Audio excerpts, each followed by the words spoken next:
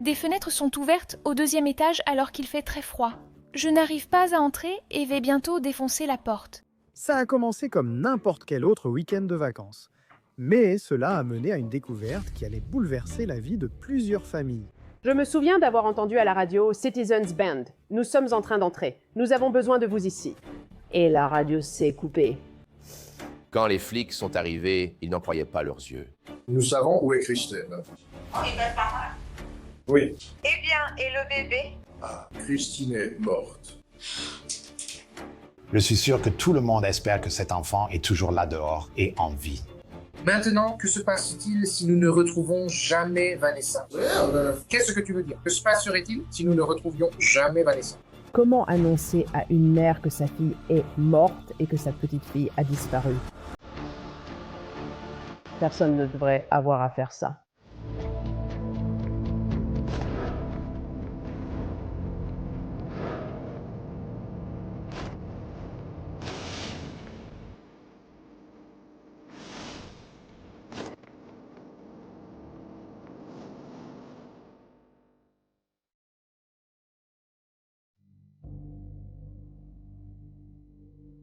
Ce jour-là, le 2 décembre, je me trouvais chez moi. Mon mari m'a appelé au travail et m'a dit « Tu sais, ma mère a appelé. » Le travail de Chrissy lui a laissé un message vocal disant qu'elle était absente. Le monde reprend le travail après le week-end de Thanksgiving. Mais pour les amis et la famille de la mère du Connecticut, Christine Holloway, ils ont senti que quelque chose n'allait vraiment pas dans son appartement à Ansonia. Lorsque Christine Holloway ne s'est pas présentée au travail lundi, son patron a décidé d'appeler la police. La police a effectué une vérification de bien-être pour détecter d'éventuelles anomalies et contacter toute personne présente dans la maison. Lors d'une vérification de bien-être, on espère le meilleur tout en redoutant le pire. Il n'y avait pas d'accès et personne ne répondait. Rien ne semblait anormal alors. L'officier repart sans aucun contact. Nous vivions à 5 minutes d'elle. Quand je suis arrivée un peu après-midi, j'ai vu des traces de pas dans la neige toute fraîche. Et je me suis dit, bon, quelqu'un est venu ici. Et vous savez, je frappais à la porte. Je tapais fort. Je criais son nom. J'essayais peut-être d'entendre un bébé pleurer. Rien. Christine Holloway était alors en couple avec José Morales, qui avait 43 ans à l'époque. Et c'est en fait le père de sa fille, d'1 an Vanessa. Donc immédiatement, la famille se tourne vers lui. Donc, nous avons fini par aller à New Haven. J'ai frappé à la porte de ses parents et il a fait comme s'il n'avait aucune idée de ce qui se passait. C'est alors que j'ai commencé à appeler tous les hôpitaux de la région. Nous sommes retournés à son appartement et c'est là que j'ai appelé la police d'Ansonia. La police obtient un numéro pour son petit ami, ce José Morales. Alors l'officier va dans la zone de patrouille et passe un appel téléphonique enregistré. Bien sûr, la police doit parler à Morales. Il passait ses week-ends avec Christine et le bébé. Il pourrait donc être la dernière personne à l'avoir vu. Et ensuite, vous avez dit que vous l'avez vu partir ce matin? Je l'ai vu partir pour travailler, c'est tout. Avec qui était-elle quand elle est partie? Avec Vanessa. As-tu une clé de sa maison? Non, je n'en ai pas. Tu leur as parlé aujourd'hui? À qui? Christina ou ta fille? Je l'ai fait dès le matin. Elles ont toutes les deux quitté sa maison ensemble ce matin? Je lui ai parlé. Quand l'as-tu vue pour la dernière fois? Probablement vendredi. L'officier lui parle et dit « Écoute, on essaie de savoir quand tu as parlé à Christine pour la dernière fois. » Et il a dit « Eh bien, elle est partie le matin. D'accord, tu l'as vue. » Il paraît un peu distant en parlant. Puis il dit « Je ne l'ai pas vue. Je lui ai juste parlé brièvement au téléphone. » Tu viens de raconter la version A à un officier et en 1 minute et demie, 2 minutes, maintenant, tu racontes la version B. Là, ça commence à faire réfléchir. Pas de message entre vous aujourd'hui?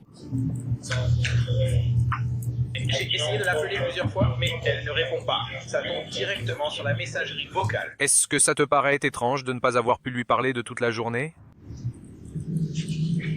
Non, pourquoi est-ce que ce serait étrange? Personne ne peut la joindre et elle n'est pas venue travailler. L'agent est allé derrière pour l'appeler, puis il est revenu et toute son attitude a changé. Il m'a regardé et il m'a dit « Qu'est-ce qu'il t'a dit quand tu es allé à la maison ?» J'ai dit qu'il m'a dit que lui et Chrissy étaient partis ce matin. Chrissy est partie travailler en voiture avec le bébé. J'ai demandé « Pourquoi? Que t'a-t-il dit ?» Il a dit, il a dit ça au début, mais 5 secondes plus tard, il a dit qu'il lui avait parlé au téléphone ce matin. J'ai dit, c'est un mensonge. Vers 20h45 ce soir-là, la police revient et trouve la porte de l'appartement verrouillée. Il ne semble donc pas qu'il y ait eu effraction. Plus tôt aujourd'hui, nous avions techniquement une personne disparue. J'essayais juste de prendre contact au numéro 6,5 avenue Myrtle. Ils sont sortis en disant que personne n'était là. C'est une mère d'un bébé d'1 an, toujours présente au travail et en contact, mais nous n'avons plus de nouvelles. C'est vraiment mauvais. Nous avons un mauvais pressentiment. On parle au petit ami, le petit ami dit « Je ne l'ai pas vu ». Alors, la police fait le tour des environs pour voir s'il y a des signes d'effraction ou quoi que ce soit de ce genre, ou une bagarre à l'extérieur, ou une fenêtre brisée, des choses comme ça.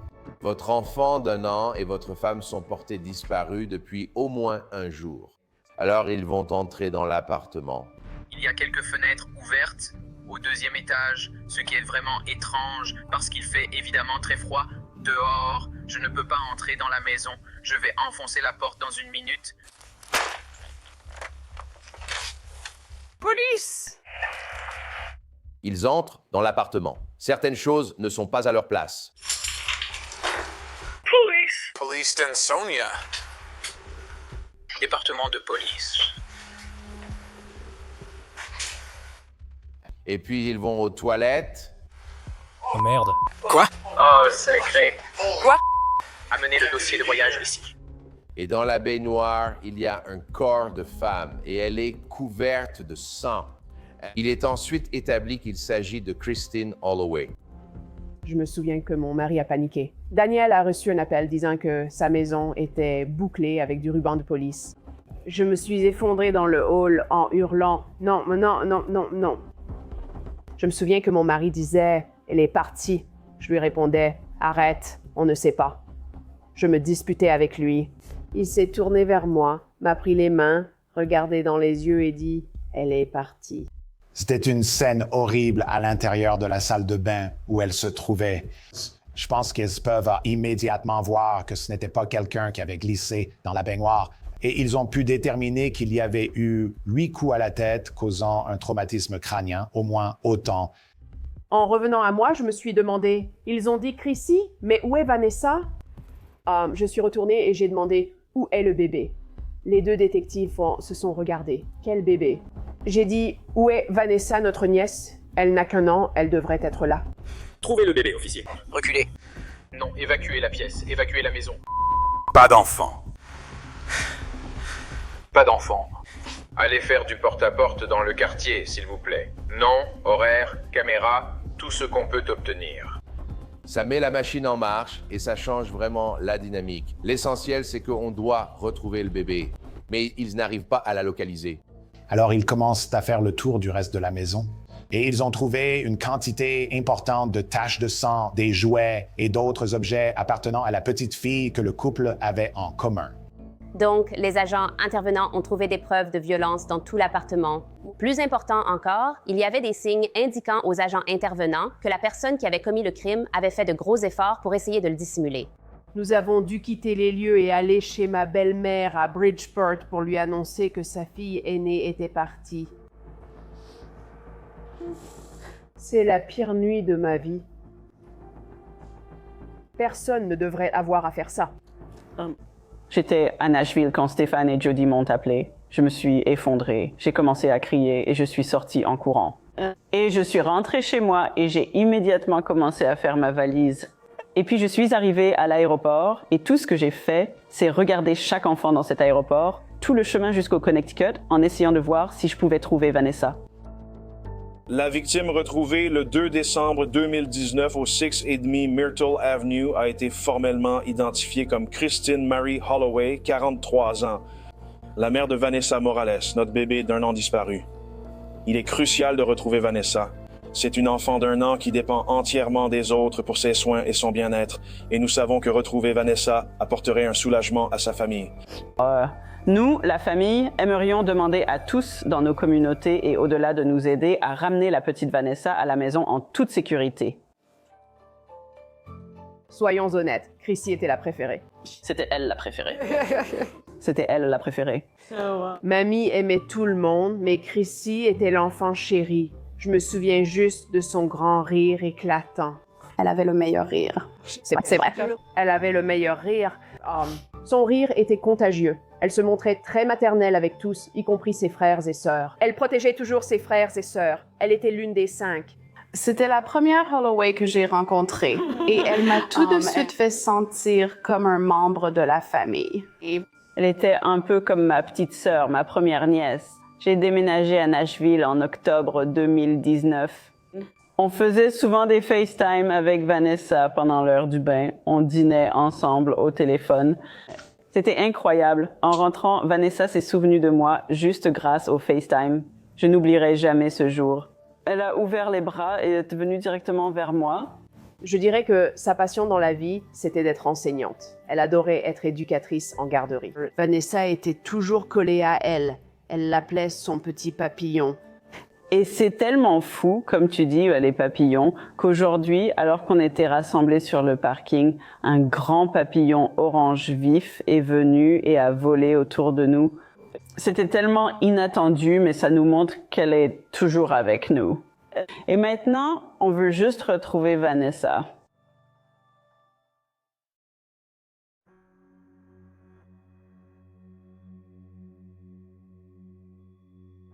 Alors que l'enquête s'intensifie, la police concentre son attention sur le cercle proche de Christine. Et cela inclut José Morales, le père de leur petite fille, Vanessa. Alors, où as-tu grandi? Oui, mon oncle vivait aux États-Unis, nous, à Porto Rico.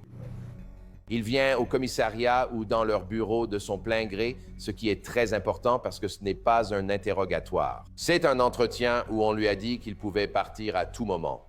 Leur principal objectif est de lui parler et d'obtenir des informations sur lui. Donc, pendant que nous étions là-bas, mon père était violent avec ma mère. Très violent. À Porto Rico, tu peux battre ta femme. La police vient et ils ne font rien. Il vit avec ses parents, sa mère et son beau-père. Il a 2 autres enfants qui vivent avec lui à la maison. Ils apprennent qu'il vient de Porto Rico, a eu des problèmes avec la police, un passé lié à la drogue et des violations d'une ordonnance de protection.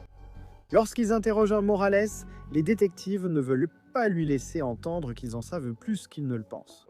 Et cela inclut le fait de ne pas mentionner un détail clé. Le corps de Christine a déjà été retrouvé. Technique classique des détectives, omettre une information clé. On fait cela pour observer la réaction de Morales sans qu'ils connaissent tout ce que savent les détectives. Ils veulent entendre ce qu'il va dire spontanément. Même si la porte est en quelque sorte fermée, vous êtes libre de partir. Pourquoi serais-je venu ici? Pour te parler. Après quoi? On cherche Christine et ton enfant. D'accord, c'est exactement ce que j'essaye de faire. J'ai aussi essayé de l'appeler. D'accord? Très bien. Très bien. Nous sommes sur la même longueur d'onde. D'accord. Quand lui as-tu parlé pour la dernière fois? Je lui ai parlé, je crois que c'était lundi matin. Quand elle partait au travail. Donc c'était hier matin, lundi? Oui. Donc c'était une conversation au téléphone ou en personne, face au téléphone, au téléphone. Voyons ce que le détective a en entrant dans cette pièce. Il a l'histoire A, reçue lors de l'appel téléphonique avec le policier et le sergent, où il a affirmé les avoir vus. Mais ensuite, il leur a parlé brièvement au téléphone. Puis là, ils ont l'histoire B venant du père, du beau-père. Le beau-père dit qu'ils étaient là. Il est parti avec elle vendredi. Est-ce que tu es resté là-bas ce week-end? Non. Tu restes là-bas le week-end? Oui, ça m'arrive parfois. Quand l'as-tu vu en personne pour la dernière fois? Vendredi. Où étais-tu? Chez moi. Avec Vanessa? Oui. Alors, où est-ce que tu es resté ce week-end? J'ai logé chez Hector. A-t-elle des amis avec qui elle sort? Pas que je sache. Eh bien, nous sommes petits amis et petites amies, mais nous ne sommes pas si proches non plus. José ni les avoir vus, ce qui pose problème. Il a été très méprisant envers la relation, envers Vanessa et tout cela. En comparaison avec ce qu'ils ont appris du beau-père et pas seulement ça, de son frère et de la petite amie. Ces incohérences dans l'histoire de Morales s'accumulent. Et les détectives n'hésitent pas à le confronter à ce sujet. José, as-tu dit à tes parents où tu es allé vendredi? Oui. Ton père a dit que tu es allé chez Christine vendredi avec elle. Pourquoi il me dirait ça? Il a dit que j'étais chez Christine vendredi. C'est ce qu'il croyait. Il a probablement supposé... Non, tu lui as dit où tu es allé. J'ai dit à qui? À mon père. Oui, tu viens de me le dire. Tu as dit lui avoir dit où tu étais allé. Et je dis à mon père que j'étais chez Christine. C'est ce que tu viens de me dire il y a environ 30 secondes. Tu déformes mes propos. Il m'a dit que lui et Chrissy avaient quitté la maison. Elle a mis le bébé dans la voiture et est parti travailler lui aussi, mais on sait qu'il ne travaille pas. Il a fini par venir à la voiture et mon mari a alors demandé « Où est ma sœur ?» Il a reculé comme si on l'accusait. Et j'ai dit « Écoute, on ne t'accuse de rien. On a juste besoin de savoir où elles sont. » Elle n'est pas venue là au travail. J'ai demandé « Tu l'as appelée ?» Non, aucune nouvelle d'elle aujourd'hui. Mais tout le temps où il me parlait, je savais qu'il mentait. Tu sais, ici, tu as José Morales, qui semble détendu, peut-être même détaché pendant une grande partie de l'entretien. Mais il y a des moments, surtout quand il parle de Vanessa et de l'endroit où elle pourrait se trouver, où il se montre réticent, il devient sur la défensive, agressif. À certains moments, il demande à partir. Toute la nuit ici, tu n'as pas parlé d'une fille d'un an qui a disparu. Je ne comprends pas ça. C'est ma fille. Oui, c'est ça. Nous voulons la retrouver. Et la seule raison pour laquelle tu es ici, c'est pour la retrouver. C'est pour nous aider à la retrouver. D'accord, alors retrouvons-la. Alors, où est-elle? Je ne sais pas. Si quelqu'un ne fait aucune démarche pour retrouver son enfant disparu, ça pousse vraiment la police à penser que cette personne n'est pas normale. Elle est avec Christine, c'est tout ce que je sais. Vous pensez que je cache ma fille? Je vous demande de m'aider à la retrouver. Je ne sais pas. Savez-vous où est votre fille? Non, je ne sais pas où est ma fille avec Christine. Comment savez-vous qu'elle est avec Christine? Parce que la dernière fois que je l'ai vue, elle était avec Christine. C'est comme ça que je le sais. Et c'était quand? Vendredi. Comment sais-tu qu'elle est toujours avec Christine? C'est mardi. Je pense que, évidemment, la police le sait aussi. Et ils savent que c'est la réaction habituelle. Et quand quelqu'un ne pose pas de questions, ça veut généralement dire qu'il connaît déjà la réponse. Et ce n'est pas bon signe. Qu'est-ce que tu veux que je fasse? Que je pleure pour ma fille? Que je pleure pour Christine? Que je pleure? Tu peux pleurer, rire, faire ce que tu veux. Christine et elles ne sont pas si proches. Je ne suis pas si proche d'elles non plus. Tu as dit ne pas être proche de Christine, ne pas y tenir, mais que ta fille comptait beaucoup. Eh bien, je suppose, oui, mais ma vie, ce sont les enfants que tu as rencontrés chez moi. Tu cherches les niveaux de confort et d'inconfort lors d'un entretien, là où les gens se sentent à l'aise, là où ils ne se sentent pas à l'aise. Ils comprennent mieux qui il est et comment il est lorsqu'il se sent à l'aise pour répondre aux questions. Et maintenant, que se passe-t-il si on ne retrouve jamais Vanessa? Que veux-tu dire? Et si vous ne retrouvez jamais Vanessa? José, si je savais où ils sont, tu ne serais pas là. Comment suis-je censé être le chaînon manquant ici? C'est moi, le monsieur, je sais tout. On essaie de retrouver un gamin d'un an et certaines de ces informations ne collent pas. Ça n'a pas de sens. Mais tu peux voir la différence entre comment il était au début et comment il était quand ils ont parlé de Christine et Vanessa. Il a croisé les bras, reculé et s'est fermé. Là, c'est une autre histoire. Où pourrait-elle être d'autre? On demande justement parce qu'on ne sait pas. Sinon, tu ne serais pas là. Très bien, alors laissez-moi rentrer chez moi. Allons-y, je m'en vais. Si c'est ce que tu veux, on est là pour retrouver ton enfant. Tu ne veux pas ça? Je veux que vous retrouviez mon enfant. Alors aide-nous. D'accord, ramène-moi chez moi. Et à tout moment, il peut dire qu'il veut faire valoir son droit à un avocat. C'est le principal, c'est le seul grand droit constitutionnel que tu as, qu'il n'a évidemment pas invoqué. Actuellement, ils n'ont pas de preuve irréfutable. Tu veux qu'ils te la fournissent. Ils attendent de voir ce qu'il sait ou prétend savoir. Il fait semblant. Je ne sais rien. Je ne suis pas sûr.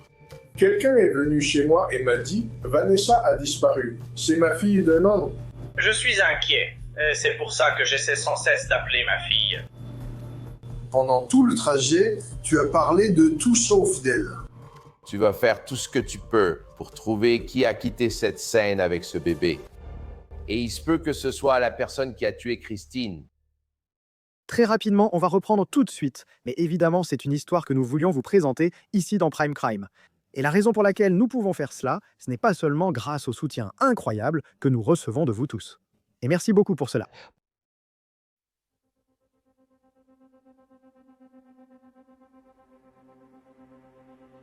Comment allez-vous nous aider à retrouver Vanessa? Je veux dire, c'est pour ça que vous êtes ici, pour nous aider à retrouver Vanessa. Je veux la retrouver, moi aussi. Les enquêteurs se concentrent sur José Morales. Pour l'instant, c'est leur seul suspect et la personne ayant un mobile pour tuer. Et ils ont des informations que Morales ne sait pas qu'il possède. Tu savais que quelqu'un t'a vu quitter la maison de Christine aujourd'hui? Hein? Qui est-ce? C'est pas important qui c'est. José, on veut retrouver le gamin. Tu as dit aujourd'hui? Eh bien, pas mardi, lundi. Écoutez, nous voulons retrouver votre fille. D'accord, trouvons-la. Vous étiez à la maison lundi, en train de partir. Où est votre fille? Quelqu'un l'a vue. Nous devons donc vérifier si d'autres personnes du quartier l'ont aussi aperçue. Ce sont des éléments qui entrent en jeu pour réfuter tout ce qu'il dit. Est-ce qu'il nous emmène quelque part? Non, c'est vous qui me ramenez chez moi? Oui, on te ramène, mais d'abord on prend tes vêtements. Donc vous allez me dépouiller de mes vêtements? Pourquoi? Vous étiez à la maison lundi. Je ne vais pas mettre ça. Si tu veux rentrer nu, ça m'est égal. Quoi? Tu vas me forcer à mettre ça? La police peut te mentir sur certains points, te dire que quelqu'un t'a vu ici ou qu'on sait ce que t'as fait. Nous avons des preuves de tes actes. Tu n'es pas leur égal. Ce n'est pas à toi de prouver que tu es innocent de quelque chose. C'est à eux de le prouver. Écoute, tu sais pourquoi on veut tes vêtements? Tu le sais. Oh, tu veux ces vêtements? Très bien, prends-les. C'est inapproprié. Tu m'as ignoré quand je t'ai dit que quelqu'un t'avait vu partir. C'est comme si je ne l'avais jamais dit. Vas-y, mets-le là-dedans. Tu continues encore à le faire. Je le fais, enfant. Quelqu'un te prend. Les vêtements de Morales sont saisis comme preuve et il est raccompagné chez lui par la police. L'entretien ne s'arrête pas. Quand la police et Morales reviennent chez ses parents, l'entretien continue et tout se déroule sous l'œil des caméras corporelles de la police. Nous savons où se trouve Christine. Oh, vous l'avez retrouvée? Oui, et le bébé, alors? Christine est morte. Ah non. Qu'est-ce qui lui est arrivé? Nous cherchons votre fils pour éclairer la situation sur laquelle nous travaillons en ce moment. Nous enquêtons. Je vais vous dire ceci. C'est un homicide. Oh mon Dieu! Elle est dans son appartement. Oh mon Dieu! Oh mon Dieu! Cela a peut-être semblé très factuel. Je pense que ce qu'il faisait, c'était d'évaluer comment la réaction serait, et vous avez vu des réactions majeures. La mère est dévastée, elle crie, très émotive. Le beau-père est bouleversé. José, où étais-tu aujourd'hui? Je ne sais pas. Tu veux que j'invente quelque chose? Que je raconte n'importe quoi? Qu'est-il arrivé à Christine? Qu'est-ce que tu veux que je pense? Qu'est-ce que tu veux que je dise? Que j'invente juste une situation? Pourquoi ne racontes-tu pas l'histoire si tu veux parler à ta mère? Tu regardes le beau-père et tu sais que ça ne va pas. La vidéo montre José assis et il se frotte simplement les yeux. Qui est chez elle toute la journée? Je ne sais pas. Comment ça, tu ne sais pas? Elle était là avec toi toute la journée. J'étais chez Hector. Comment peut-il ignorer où il était hier? Ça ne fait même pas 24 heures. On l'a sur la vidéo en train de quitter ta maison. Et on a aussi... Sur vidéo? Il était là.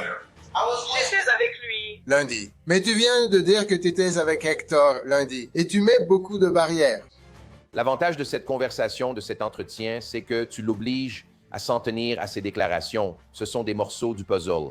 Et c'est à ça que ça se résume. Qu'est-ce qui colle? On sait qu'il sait beaucoup de choses très tôt, mais le jour en question, il nie. Qu'est-il arrivé à Christine? Je n'ai rien à vous dire. Je ne sais pas.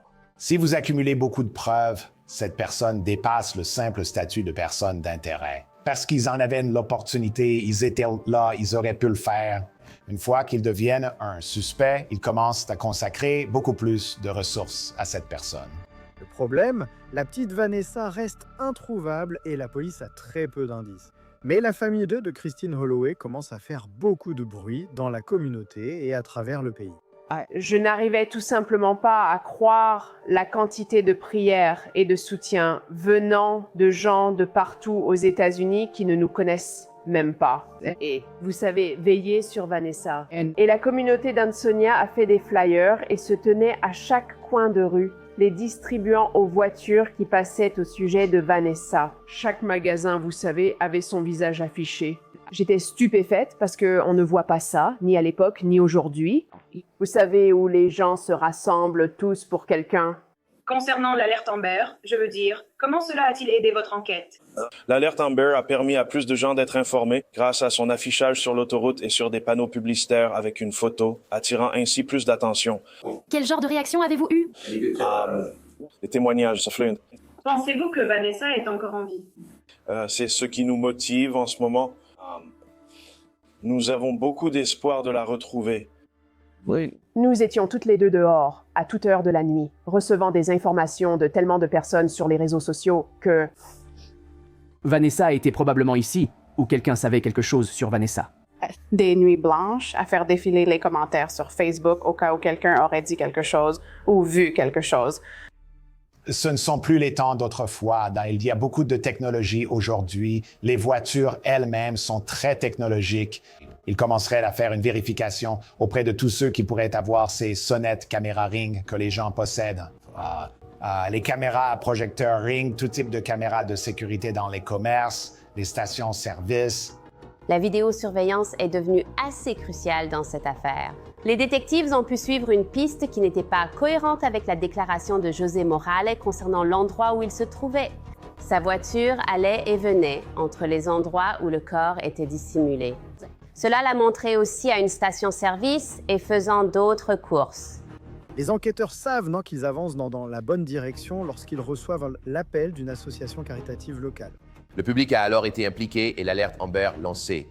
Et la benne de dons, ils appellent, la police dit « Je crois que nous avons des affaires provenant de cette maison ».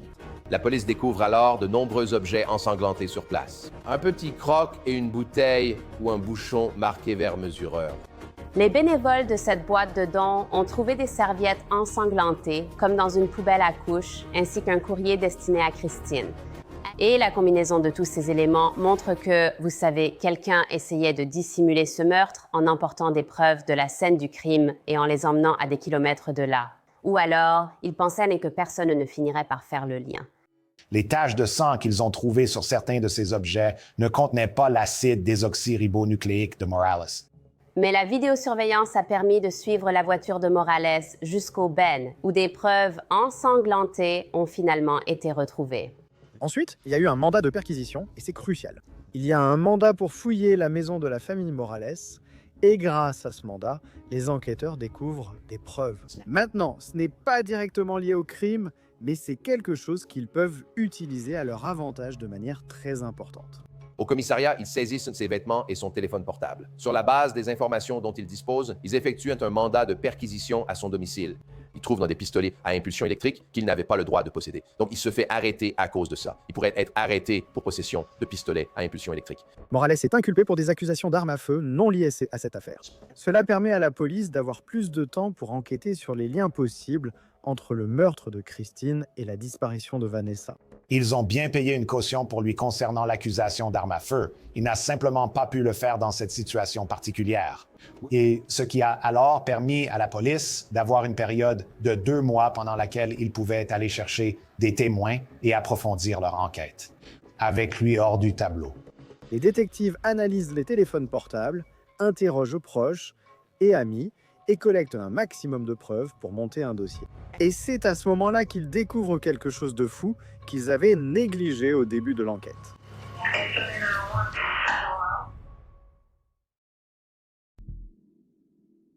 Alors que les enquêteurs examinent l'implication potentielle de Morales, Il tombe sur cet appel cryptique et fragmenté au 911. Cela avait déjà été écarté la veille de la découverte du corps de Christine. Mais cela pourrait être un élément de preuve clé ici.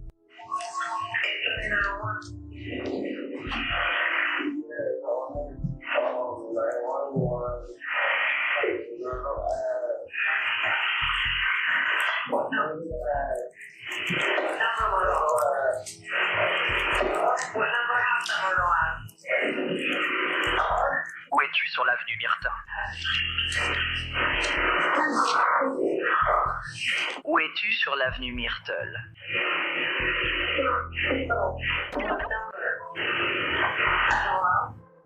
C'était un appel étrange. Il n'y avait pas beaucoup de mots. C'était plutôt des marmonnements. Et puis, il y avait peut-être une voix de femme en arrière-plan qui disait « À qui tu parles? Qu'est-ce que tu fais? » Donc, ça te donne une certaine idée. Mais le moment où cela s'est produit, il pense que c'était peut-être avant sa mort, ce qui soulève quelques questions. Quand les enquêteurs commencent à vraiment creuser sur José Morales, ils découvrent beaucoup de choses. D'abord, il y a la chronologie. Vendredi, nous savons qu'il est parti avec elle d'après les déclarations du beau-père. Nous savons qu'il était là lundi. Nous devons retracer ses déplacements du vendredi au lundi, obtenir un mandat pour son téléphone portable et analyser les antennes relais. Vous avez toutes ces preuves qui s'accumulent. Les données du téléphone de Morales le localisent à Holloway à plusieurs reprises, alors qu'il a affirmé le contraire à la police. La police a aussi découvert un sac poubelle avec le sang de Holloway dans le coffre de la voiture de Morales. Mais malgré tout, ils ne trouvent jamais l'arme du crime. Je crois qu'il y avait des cheveux dans sa main qui correspondaient à José. Les traces de sang qui quittent cet endroit ont été retrouvées dans son véhicule, sur lui, sur ses vêtements, le reliant à la scène du crime. Il est resté dans cette maison, donc son acide désoxyribonucléique serait dans cette maison. Mais le sang de la victime partout sur sa chemise, la quantité de sang qu'elle a perdu, de la matière cérébrale sur ses chaussures, ça le relie directement à l'affaire. Début février 2020, 2 mois plus tard, l'affaire bascule. Les autorités ont désormais assez de preuves pour inculper José Morales de meurtre et de falsification. Je me souviens avoir quitté le travail et je me souviens avoir juste crié dans ma voiture. Ce n'était pas un cri de joie, mais un cri du type « Espèce de salaud, j'espère que tu auras ce que tu mérites ». Quand il a été inculpé de meurtre et que la caution était, vous savez, de plus de 5 millions de dollars, on a littéralement vu tout le monde dans le tribunal. Pas célébrer, mais c'était comme un soupir de soulagement. Comme « Ce monsieur ne reverra jamais la lumière du jour ». C'était plutôt « D'accord, Chris, on l'a eu ». Mais les enquêteurs manquent un type de preuves pour l'inculper de la disparition de Vanessa, notamment car elle n'a pas été retrouvée. Sa famille ne sait même pas ce qui lui est arrivé. Et quant à l'affaire contre lui pour le meurtre de Christine, elle traîne pendant plusieurs années avant qu'il ne soit enfin jugé. J'ai effectivement explosé contre le système judiciaire. Parce que vous savez, on voit d'autres procès ou crimes qui ont eu lieu après le nôtre. Puis, une fois que le procès est terminé, que tout est dit et fait, je me demande, pourquoi diable le nôtre prend-il autant de temps? Nous savions que nous irions au procès car il rejetait toutes les offres de plaidoyer. Et on avait juste l'impression que ça durait 5 ans et demi, que tu vivais dans cette misère. Et on n'a pas vraiment avancé avec ça. Mais c'était plutôt comme si ça nous ramenait directement à ce jour-là. Mais encore une fois, c'était toujours revenir au 2 décembre. Oui. Juillet 2024. Cette affaire passe enfin en procès. Et les témoins de l'accusation prennent la barre et exposent tout immédiatement. J'étais inquiète parce que ce n'était pas son genre. Elle était toujours régulière, toujours à l'heure, voire en avance. Alors j'espérais simplement qu'il ne lui soit rien arrivé. Quand je suis entrée dans la salle de bain, j'ai remarqué dans la baignoire un corps de femme nue et pâle, allongé là. Dans le salon, près du berceau, une large tache de sang séché marquait le tapis. Elle était très pâle, presque lavée. Le ventilateur de plafond était allumé. Il faisait extrêmement froid dehors. Les fenêtres étaient ouvertes. Je ne connaissais pas beaucoup de détails sur ce qui s'était passé.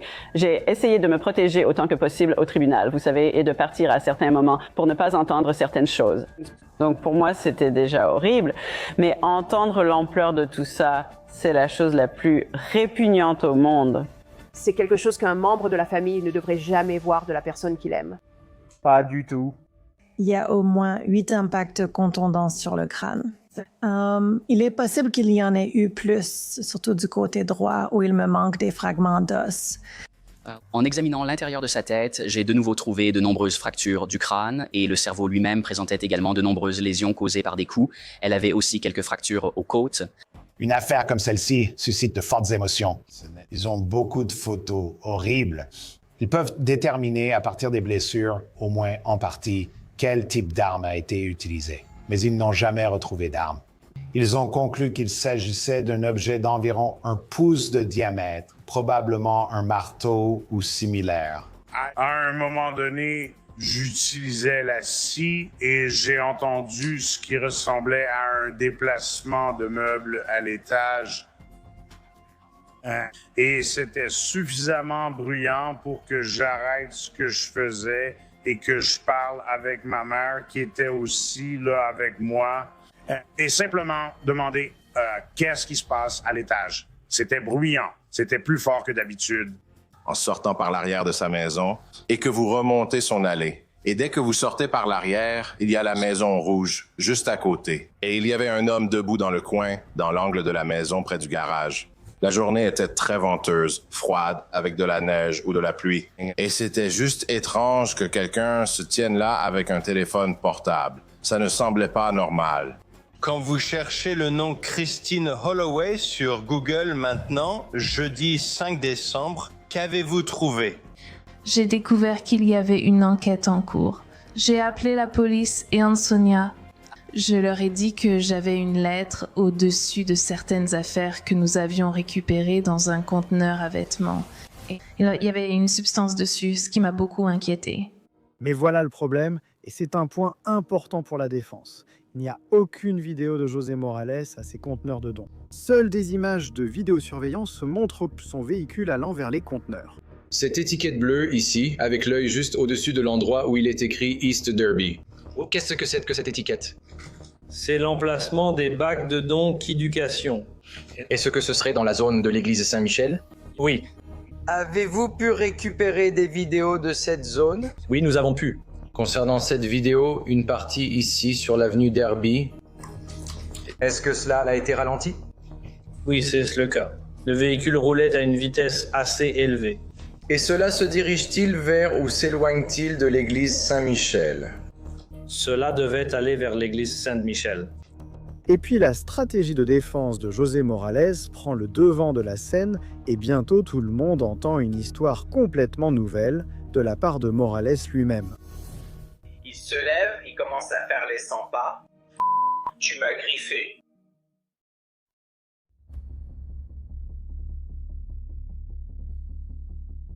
J'entends que quelqu'un quitte l'appartement en premier. Pendant que Christine lutte encore près du lit, elle parvient à s'éloigner de la personne avec qui elle se bat. La seule chose que je peux faire, c'est crier et essayer d'arrêter. Cela fait plus de 5 ans que Christine Holloway est décédée. Et dans tout procès pénal, c'est évidemment à l'accusé de choisir s'il souhaite témoigner ou non. José Morales a choisi de témoigner à la barre. C'était sa dernière occasion de raconter sa version des faits. Qu'avez-vous fait vers minuit le dimanche 1er décembre 2019? J'ai commencé à avoir ces envies pour le phencyclidine que je venais de fumer. Je suis sorti devant l'appartement sur la terrasse pour fumer. Je suis rentré en titubant, puis allé m'asseoir sur les toilettes de la salle de bain, regardant par la fenêtre. Et puis j'ai vu 2 personnes marcher sur le trottoir de l'autre côté de la rue. L'une des personnes a commencé à traverser la rue en direction de l'appartement. Des signaux d'alerte, des cloches et des alarmes ont commencé à retentir dans ma tête. Eh bien, comme j'étais tellement ivre, je ne pouvais vraiment pas bouger. J'ai attrapé mon téléphone et j'ai composé le 911. La façon dont son attitude à la barre ressort. Il a témoigné de façon très factuelle sur le meurtre de son ex-petite amie. Pour les jurés, cela a pu sembler insincère, peu crédible et tout simplement illogique. J'ai reçu un coup sur le côté droit de mon visage, mais je glisse au sol et j'entends qu'il y a une bagarre du côté du lit. J'entends que quelqu'un quittait l'appartement. D'une manière ou d'une autre, Christine s'est échappée de la personne avec qui elle se battait et a essayé de sortir de l'appartement. Pour poursuivre le type qui a quitté l'appartement avec Vanessa. Alors il la frappe en premier. Une fois, il se fâche et l'insulte. Il la frappe encore 2 fois. Il a un pied de biche à la main. J'ai essayé de faire quelque chose, mais je ne peux pas parce que je suis coincé. Je suis sous phencyclidine et je suis coincé. Je ne pouvais pas bouger. J'essaie de crier, d'arrêter. Il me regarde, il pointe Christine avec la barre de fer. La défense de Morales, c'est qu'il était sous l'emprise du phencyclidine, qu'il était là et qu'il a regardé la scène se dérouler. On fait très rarement témoigner son propre client à la barre. Dans ce cas, Morales a dû témoigner. Il a dit que si j'appelais la police, il arriverait à ma fille, ce qui est arrivé à Christine. Quand vous avez entendu les mots que cet homme vous a dit, quel effet cela a-t-il eu sur vous?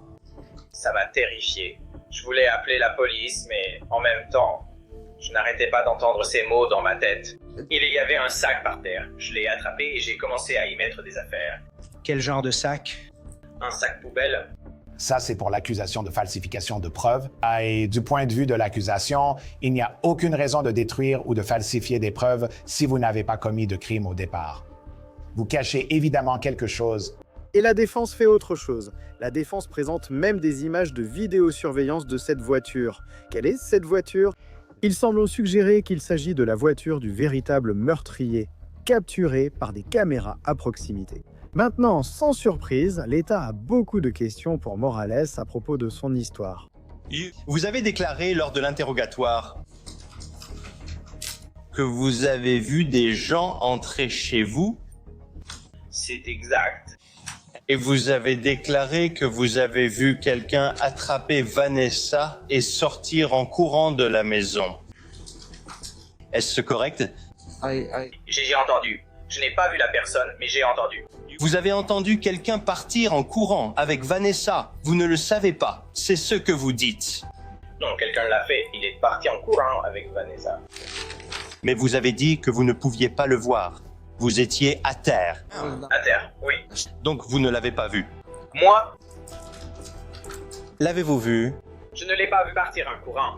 C'est alors que vous avez vu le deuxième homme frapper Christine avec la barre de fer. Je vois Christine courir vers la porte. L'homme court après elle et il l'a frappée avec la barre de fer. Monsieur Morales, avez-vous tué Christine Holloway? Non. Non, je n'ai pas tué Christine Holloway. Docteur, la consommation de phencyclidine peut-elle provoquer des effets altérant l'esprit? Oui, cette substance contrôlée en particulier est bien connue pour provoquer des effets altérant l'esprit. Des effets très puissants sur l'esprit, des ruptures avec la réalité, une perte des fonctions perceptuelles. Dans ce cas précis, il faudrait faire appel à un expert pour expliquer comment le phencyclidine peut avoir cet effet. Pour vous empêcher d'aider ou vous faire oublier ce qui s'est passé, provoquer un comportement inhabituel. Et vous espérez que cela suffira à convaincre le jury qu'ils n'ont pas rempli leur devoir de raison au-delà de tout doute raisonnable. Après 9 jours de témoignages et des montagnes de preuves circonstancielles, la défense et l'accusation présentent chacune leur propre résumé des faits avant que l'affaire ne soit officiellement confiée au jury pour délibération. Dans quelques instants, l'avocat de l'accusé va venir ici. Il va vous dire que l'État n'a pas réussi à vous prouver sa cause. Il va vous dire que l'accusé n'a pas fait cela. Pourquoi croiriez-vous que des cambrioleurs qui ont commis un meurtre et enlevé un enfant laisseraient derrière eux un témoin vivant? Je demanderai respectueusement un verdict de culpabilité pour le crime de meurtre et pour le crime de falsification de preuves matérielles. Et je vous demande de rendre justice à Mademoiselle Holloway et à sa famille. Nous savons que l'État n'a pas prouvé l'accusation de meurtre contre José Morales. Faites appel à votre bon sens. Qui prévient le 911 avant un homicide? Personne. Dans une affaire de meurtre, l'État doit prouver l'intention de tuer, ce qui n'est pas le cas ici. Faites preuve de bon sens et rendez le verdict équitable, juste et raisonnable de non-culpabilité pour l'accusation de meurtre. Le jury s'est-il prononcé à l'unanimité sur un verdict? Oui. Pendant 8 heures, tout le monde attend anxieusement un verdict. Et lorsque l'on annonce que le jury est parvenu à une décision, José Morales, il est assis là, stoïque et silencieux. Sur le premier chef d'accusation de l'acte d'accusation modifié accusant l'accusé, José Morales, du crime de meurtre, comment le jury déclare-t-il l'accusé concernant le crime de meurtre? Coupable. Ce jury a totalement rejeté sa version sur Christine et ne l'a pas cru. Et, quelques mois plus tard, en juillet 2025, c'est à ce moment-là que José Morales fait face à sa condamnation. Ma belle, brillante, gentille, attentionnée et spirituelle nièce a été brutalement assassinée le 12 février 2019. Ce qu'on a fait à ma nièce Christine Holloway est impardonnable et répugnant. Ce monstre ment encore. J'espère qu'il restera en prison pour toujours. Et non seulement ma famille a perdu une fille, une sœur et une tante, mais j'ai aussi perdu ma meilleure amie. Je sais que ma belle-sœur a été accueillie aux portes du paradis, mais je prie pour que, lorsque ton jour viendra, tu pourrisses aux portes de l'enfer. Monsieur Morales, vous êtes dangereux et représentez une menace pour la société. Veuillez vous lever. Pour le meurtre de Christine Holloway, la Cour vous condamne à 60 ans de détention sous la garde du commissaire au service correctionnel. Concernant la condamnation pour altération de preuves matérielles, 5 ans à purger pour une peine totale effective de 65 ans à purger. Du vendredi au lundi, personne ne sait où se trouve Vanessa. Et c'est quelque chose que, vous savez, c'est toujours une affaire de disparition active, évidemment. Personne n'a d'informations sur l'endroit où se trouve Vanessa. La seule personne vivante qui devrait savoir, c'est José. Et il n'a pas dit un mot à ce sujet. Quelle a été la partie la plus difficile de la vie de famille depuis? Trouver Vanessa. La chercher constamment. Trouver Vanessa. Trouver Vanessa, la ramener à la maison. C'est la dernière pièce de tout ce puzzle. Oui, tu ne peux pas vraiment mener une vie normale. Tu sais, si tu es dans un supermarché et que tu entends un petit enfant rire à quelques rayons de là, je courais pour aller voir. Au fil des années, maintenant, je me concentre davantage sur le fait de regarder les enfants, parce qu'elle n'est plus le bébé qu'elle était la dernière fois que je l'ai vue. Je veux juste que tout le monde se souvienne du sourire de Chrissy, de son magnifique sourire, de son rire. Sa foi comptait énormément pour elle, tout comme sa famille et sa fille. En traversant tout ça, j'essaie de vivre ma vie comme Chrissy l'a fait. Tu sais, rendre tout le monde heureux pour ma famille et simplement garder le sourire comme elle le faisait. C'était une lumière très vive. Et le monde est un peu plus sombre sans elle.